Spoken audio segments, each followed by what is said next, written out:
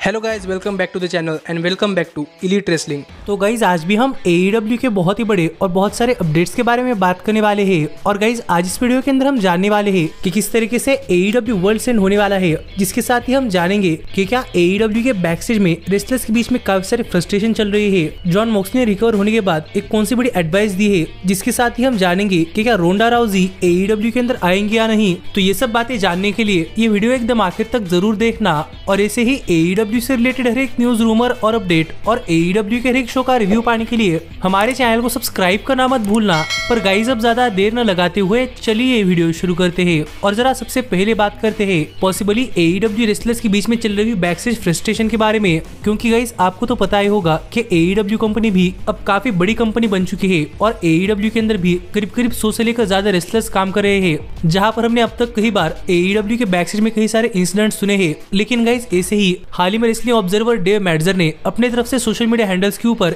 AEW के backstage में चल रही सिचुएशन पर अपनी एक अपडेट दी है। और यहाँ पर बात करते हुए डेव मैडजर ने रिवील किया कि AEW के अंदर स्टोरी लाइन्स काफी लंबी चलती है, इसीलिए AEW के अंदर काफी सारे रेसलर्स को ठीक से ये नहीं पता होता कि उनके साथ आगे क्या होने वाला है, क्योंकि AEW ये सब चीजें पहले से एडवांस पे रेसलर्स को नहीं बता रही और रेसलर्स को उनके साथ क्या होने वाला है ये उनके आखिरी पॉइंट पर आकर पता चल रहा है। इसीलिए AEW के बैकस्टेज में रेसलर्स AEW क्रिएटिव प्रोसेस से काफी ज्यादा फ्रस्ट्रेट है, क्योंकि रेसलर्स को एट द लास्ट पॉइंट यानी कि लास्ट वीक ही पता चल रहा है कि उस वीक उनकी डायरेक्शन क्या होने वाली है। और इस लास्ट मोमेंट अपडेट से AEW के बैकस्टेज में काफी सारे रेसलर्स काफी फ्रस्ट्रेट है कि उन्हें एडवांस में नहीं पता चल रहा कि उनके साथ क्या होने वाला है। जो रिपोर्ट हाल ही में रेसलिंग ऑब्जर्वर डेव मैडजर ने दी है और बताया जा रहा था कि डेव मैडजर की रिपोर्ट एकदम सच है, जो कि 100% सही है या नहीं ये तो भी पता नहीं चल रहा था। लेकिन इस पर ही AEW की क्रिएटिव टीम के मेंबर यानी कि जेरी लिन ने अपनी तरफ से एक ट्वीट किया। और यहाँ पर बात करते हुए जेरी लिन ने कहा कि AEW काफी long term story telling produce करती है और अगर AEW सभी रेसलर्स को पहले से ही बता देंगी कि आगे चलकर उनके साथ क्या होने वाला है, तो फिर काफी सारे स्पॉयलर्स बाहर आ सकते हैं।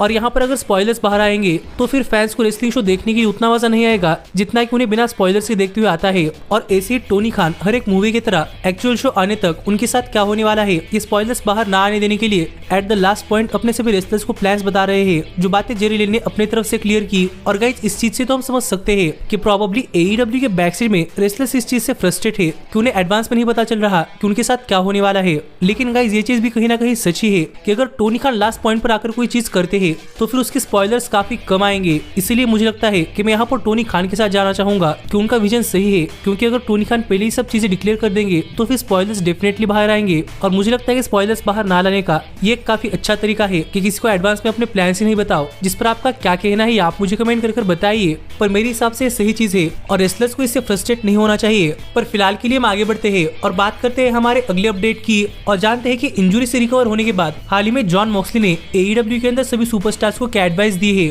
तो गाइस आपको तो पता ही होगा कि हाल ही में जॉन मॉक्सली फिनेक्स के खिलाफ के मैच के अंदर कंकस हुए थे और इसीलिए तब से लेकर अब तक जॉन मॉक्सली ने AEW के अंदर रेसल भी नहीं किया। पर हाल ही में जॉन मॉक्सली रेसल करने के लिए टोटली क्लियर हो चुके हैं और क्लियर होते ही जॉन मॉक्सली का एक इंटरव्यू लिया गया, जहाँ पर जॉन मॉक्सली के इस इंटरव्यू के अंदर मॉक्सली से काफी सारे सवाल पूछे गए। और यहाँ पर मॉक्सली से पूछा गया कि AEW के रिंग के अंदर जो मॉक्सली के साथ हुआ है वो किसी और के साथ ना हो, इसके लिए AEW को क्या करना चाहिए। और यहाँ पर जवाब देते हुए जॉन मॉक्सली ने कहा कि जॉन मॉक्सली को लगता है कि उनके साथ जो हुआ है वो बाकी रेसलर्स के साथ ना हो, इसलिए AEW को एक काफी बड़े एक्सपीरियंस डॉक्टर को और उनके साथ एक काफी एक्सपीरियंस रेसलर को रिंग साइड पर मौजूद रखना चाहिए। और ऐसे लोग होने चाहिए जो मैच के अंदर जरा भी चीज अनप्लान तरीके से गई तो इन्हें वो डिटेक्ट करना आना चाहिए। और अगर ऐसा कुछ होता है तो AEW को इमीडिएटली वहाँ पर मैच खत्म कर देना चाहिए, क्योंकि माना कि रेसलर्स कंटिन्यू करना चाहते हैं पर अगर वो आगे कंटिन्यू करते हैं तो प्रोबेबली रेसलर्स अपने आप को खतरे के अंदर डालेंगे, जो चीज अनजाने में जॉन मॉक्सली से हो चुकी है। और मॉक्सली चाहते हैं कि ऐसी चीज किसी और के साथ ना हो, इसीलिए किसी भी पॉइंट पर अगर कोई रेसलर इंजर्ड होता है तो AEW को वो मैच इमीडिएटली स्टॉप कर देना चाहिए, जो एडवाइस जॉन मॉक्सली ने हाल ही में AEW को दी है। तो देखने के लिए मजा आएगा कि क्या AEW जॉन मॉक्सली की इस एडवाइस को फॉलो करती है या नहीं, और क्या अगर आज के बाद AEW के अंदर ऐसा कोई इंसिडेंट होता है तो उस पर AEW किस तरीके से रिएक्ट करती है। लेकिन आप मुझे कमेंट कर बताइए कि मॉक्सली के एडवाइस पर आपका क्या कहना है। पर फिलहाल के लिए हम आगे बढ़ते हैं और बात करते हैं हमारे अगले अपडेट की और जानते हैं कि क्या हमें राउडी रोंडा राउजी AEW के अंदर आती हुई दिखाई देने वाली है या नहीं। तो गाइस मुझे लगता है कि अगर आप रोंडा राउजी को फॉलो कर रहे हैं तो आपको तो पता ही होगा कि रोंडा राउजी ने डब्ल्यूडब्ल्यूई कंपनी छोड़ दी है और हाल ही में हमें रोंडा राउजी एक इंडी प्रमोशन के अंदर आती हुई दिखाई दी थी, जहां पर सब लोगों का कहना है कि रोंडा राउजी एक काफी बड़े शेड्यूल के साथ नहीं बल्कि एक लाइटर शेड्यूल के साथ काम करना चाहती है, इसलिए इस इंडी शो के अंदर आई थी। पर गाइस रोंडा राउजी की इस इंडी शो पर अपीयर होने के बाद यहाँ पर ऐसे काफी सारे स्पेकुलेशन सामने आ रहे हैं कि मैं शायद रोंडा राउजी काफी जल्दी एईडब्ल्यू के अंदर आती हुई दिखाई दे सकती है। और गाइस इसलिए क्योंकि अगर आपने एक चीज नोटिस नहीं की तो मैं आपको बताना चाहूंगा कि रोंडा राउजी ने यहाँ पर इस इंडी शो पर आकर अपनी रियल लाइफ बेस्ट फ्रेंड यानी कि मरीना शेफर्ड की मदद की थी और यहाँ पर इस मैच के अंदर एईडब्ल्यू सुपरस्टार टाई वैल्करी मौजूद थी। और अगर आपको नहीं पता तो मैं आपको बताना चाहूंगा कि टाई वैल्करी और मरीना शेफर्ड ये दोनों ही एईडब्ल्यू के लिए काम करते हैं और ये रोंडा राउजी के काफी अच्छे दोस्त थे,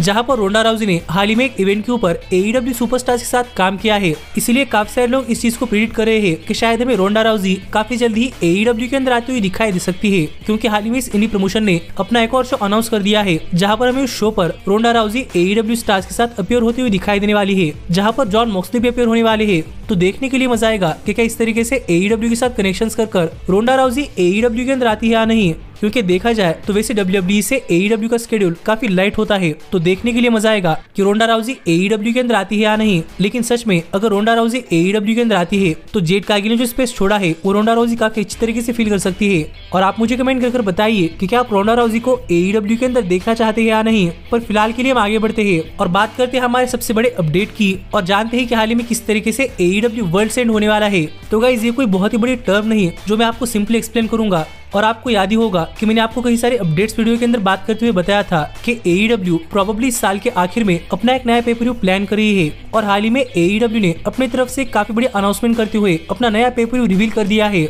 जहां पर एईडब्ल्यू के इस पेपर व्यू का नाम होने वाला है एईडब्ल्यू वर्ल्ड्स एंड, जो कि दिसंबर 30, 2023 को होगा और वो भी न्यूयॉर्क सिटी के अंदर। और इस पेपर व्यू की अनाउंसमेंट हाल ही में एईडब्ल्यू ने की है, जो देखा जाए तो एईडब्ल्यू की तरफ से एक काफी शानदार पेपर व्यू साबित हो सकता है, क्योंकि guys first time Worlds End pay per view को इंटरेस्टिंग बनाने के लिए एईडब्ल्यू के पास काफी जबरदस्त चीजें हैं। जहां पर पहली तो ये कि गाइस ये Worlds End pay per view New York city के अंदर हो रहा है, जो कि एमजेएफ का होम टाउन है। और इस पेपर व्यू के 2 दिन बाद यानी कि जनवरी 1, 2024 को एमजेएफ का एईडब्ल्यू के साथ कॉन्ट्रैक्ट ऑफिशियली खत्म होने वाला है। और अब भी एमजेएफ एईडब्ल्यू वर्ल्ड चैंपियन है, इसलिए एईडब्ल्यू के पास अपने इस पेपर व्यू को एक काफी बड़ी सक्सेस बनाने के लिए एक काफी जबरदस्त स्टोरी लाइन उनके हाथ में है। तो देखने के लिए मजा आएगा कि एईडब्ल्यू अपने इस वर्ल्ड्स एंड पेपर व्यू को किस तरीके से बिल्ड करती है, क्योंकि हाल ही में एमजेएफ के लिए काफी सारे चैलेंजेस दिखाई दे रहे हैं, जिस पर आपका क्या कहना है आप मुझे कमेंट कर बताइए। पर ऐसे ही एईडब्ल्यू से रिलेटेड हर एक न्यूज, रूमर और अपडेट और एईडब्ल्यू के हर एक शो का रिव्यू पाने के लिए हमारे चैनल को सब्सक्राइब करना मत भूलना। लेकिन अब भी मिलता हूँ आपसे अगली वीडियो के अंदर, पर तब तक stay healthy, stay happy and keep watching elite wrestling. Hey, did you like that video? Click the screen for more. And where do you think you're going? Check out our official merchandise page and to support the entire cast. And thanks so much for being the elite. The elite, the elite. What, Nick, you're not going to sing it all with me this time?